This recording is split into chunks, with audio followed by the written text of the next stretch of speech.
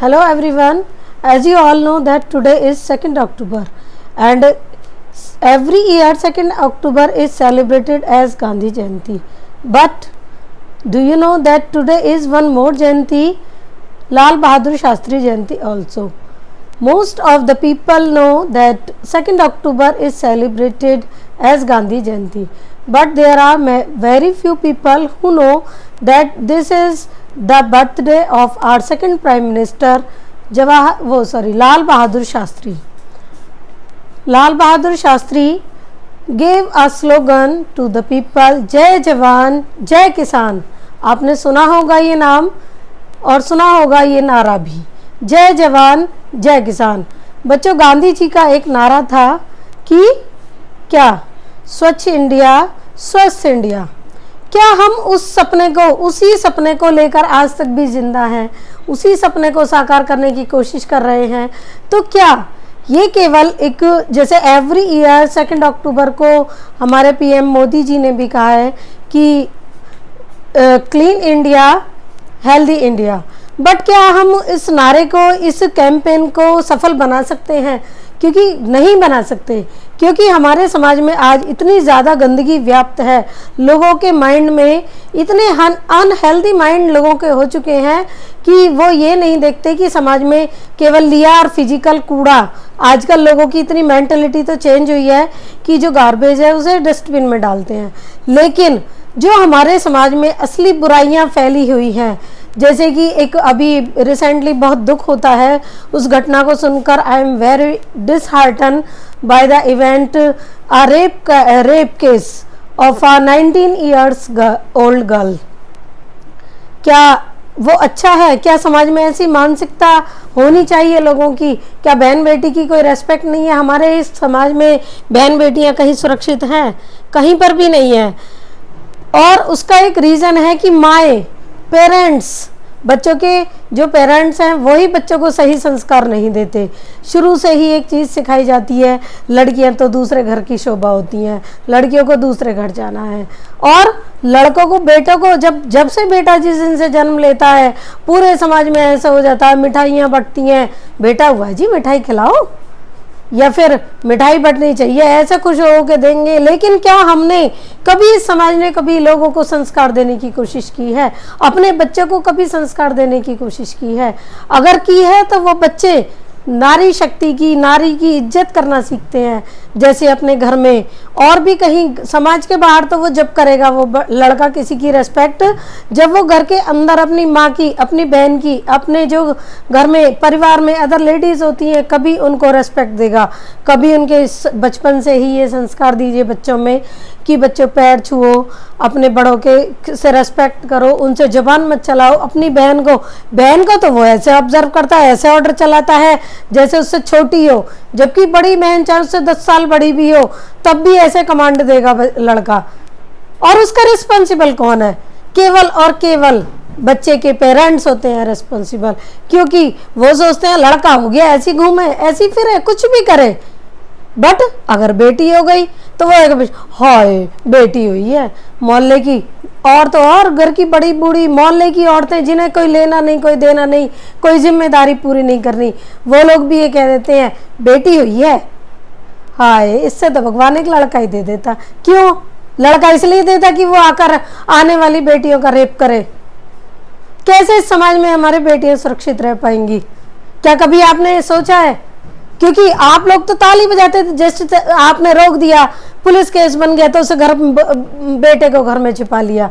क्या ऐसे ही हम गांधी जी के सपनों के भारत को हम स्वच्छ कर पाएंगे? मेंटलिटी तो हमारी साफ है नहीं, जबकि यही सपना गांधी जी के सपनों का भारत होगा और मेरे सपनों का भारत भी. जो गांधी जी का सपना है वही मेरा भी सपना है कि इस संसार से, इस समाज से हर तरह की बुराइयां रिमूव होनी चाहिए.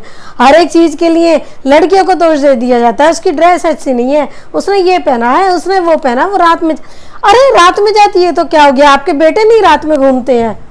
बेटियों को मजबूत बनाइए. कब तक आप उन्हें एक गोल्ड बार बना के तिजोरी में बंद करके रखेंगे? उनको भी तो आयरन बार बनने दीजिए, उनको भी तो स्ट्रॉन्ग बनाइए. क्या ये केवल हम पेपर वर्क ही कर सकते हैं? क्या हम केवल इनको बोल ही सकते हैं? अपनी बेटियों को हमसे मजबूत नहीं बनाया जाता? जो ऐसे लड़कों के अंग भंग करने की वहीं पर हिम्मत करें। ऐसे लड़कों को, मेरे अकॉर्डिंग तो ऐसे लड़कों को या तो हैंड टू हैंड उनके पेरेंट्स ही उनको मार दें। जब जब लड़कियों को जिंदा जला सकते हो, अगर किसी गलत काम के लिए लड़कियों को कई लोग जिंदा जला देते हैं, बिटोरे में बंद करके जला दिया, घर में बंद करके जला दिया, तो लड़कों को क्यों घर में छिपाते हैं? पुलिस भी साथ देती है। कहाँ गया हमारा समाज, सारा सिस्टम कहाँ गए? आज हमारी सरकारें इतनी बड़ी बड़ी बात करते हैं, हमारे सीएम भी, हमारे पीएम भी, लेकिन एक लड़की को न्याय दिलाने में, एक इंसाफ दिलाने में इतनी देर। जब तक सारा सिस्टम नहीं सुधरेगा, जब तक सारा समाज नहीं सुधरेगा, जब तक ये भूखे भेड़िए ऐसे ही इस समाज में घूमते रहेंगे और ऐसे ही हमारा स्वस्थ समाज अस्वस्थ बनता चला जाएगा। अगर आज हमें नीड है तो स्वस्थ मानसिकता की, स्वस्थ मेंटेलिटी की नीड है, तभी हम एक स्वच्छ समाज की, एक स्वस्थ समाज की कल्पना भी कर पाएंगे। आज तो ये सारी चीजें हम सोच भी नहीं सकते। शुरू से ही एक वो समाज में एक पता नहीं क्यों पुराने बड़े बूढ़ों की परंपरा चली आ रही है, लड़का है क्यों रोक रही है, जा खाइए बेटा, जा फिल्म देखिए, जा ये कर ले, वो कर ले, और कोई लड़की इस काम को कर ले। क्यों? क्या लड़के ही फ्री हैं हर काम को करने के लिए? चाहे बेटा हो चाहे बेटी हो, अपने बच्चों को ऐसे संस्कार दें जिससे कि आज के बच्चे, आने वाले बच्चे ही तो कल का भविष्य है, और ये बच्चे ही एक स्वस्थ समाज की, एक स्वच्छ समाज की नींव रख पाएंगे। अदरवाइज हम और आप मिलकर कुछ नहीं कर पाएंगे। अगर आज के पेरेंट्स सभी अवेयर हों और अपने बच्चों को अच्छे अच्छे संस्कार दें, उनकी हर एक गलत बात को हम रोकें, हर टोके, जो आज के यंगस्टर्स हैं और आने वाले छोटे बच्चे भी हैं, तब जब हम एक एक बात को इग्नोर नहीं करेंगे, उनकी गलत बात को, और उनको अच्छे काम के लिए मोटिवेट करेंगे और उनकी गलत काम के लिए उनको टोकेंगे, डांटेंगे, मारेंगे, चाहे हमें कोई सी भी सजा उनको देनी पड़े, लेकिन हम देंगे, तभी हम एक स्वस्थ समाज की, एक स्वच्छ भारत की कल्पना कर पाएंगे, उसकी स्थापना कर पाएंगे। दोस्तों, अगर आपको मेरी ये वीडियो अच्छी लगी है तो इसे लाइक और शेयर करना ना भूलें। फिर भी मैं समझूंगी, मुझे पता है, क्योंकि इस तरह की वीडियो कोई लाइक और शेयर तो करता नहीं है, फिर भी मैं आपसे ये उम्मीद करूंगी कि आप मेरी वीडियो को लाइक और शेयर जरूर करें।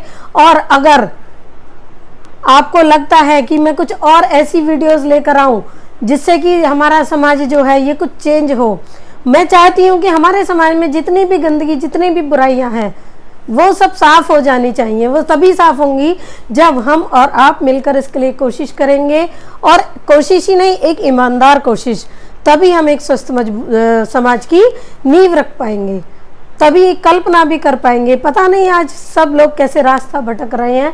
इसी के साथ मैं आप सब लोगों से विदा लेना चाहूँगी, पर मैं अपने वर्ड्स के लिए आपसे किसी से भी कोई माफ़ी नहीं मांगूंगी, क्योंकि जब मैंने कोई गलत बात कही नहीं है तो मैं माफ़ी क्यों मांगूँ। समाज में हर हाथ उठने से पहले, हर जबान उठने से पहले उस जबान को काट लिया जाए, हर हाथ जो गलत काम करे उसको काट दिया जाए, हर वो अंग जो उस गलत काम के लिए रेस्पॉन्सिबल है उसे उसी समय कट कर दिया जाए, तभी इस समाज से के इन भेड़ियों को सजा मिल पाएगी और ये हमारा समाज साफ होगा। इसी के साथ मैं अपनी वाणी को विराम देती हूँ। जय हिंद, जय भारत।